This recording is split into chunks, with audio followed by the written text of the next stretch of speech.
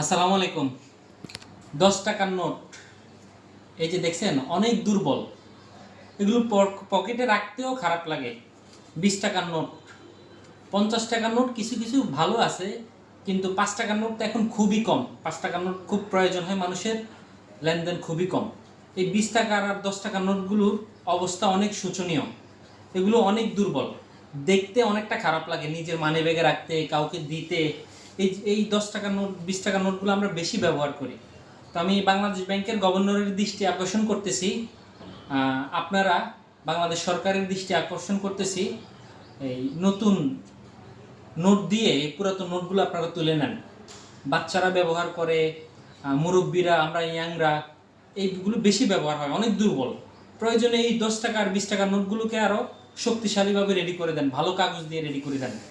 এগুলো ভাই মানে অনেকটাই দুর্বল। নিজের কাছেই খারাপ লাগে, কাউকে দিতে আবার নিতেও খারাপ লাগে, মন মানসিকতা খারাপ হয়ে যায়। কষ্ট করে আমরা উপার্জন করি। এটাই আমি বাংলাদেশ সরকার, বাংলাদেশ ব্যাংকের গভর্নরের দৃষ্টি আকর্ষণ করতেছি।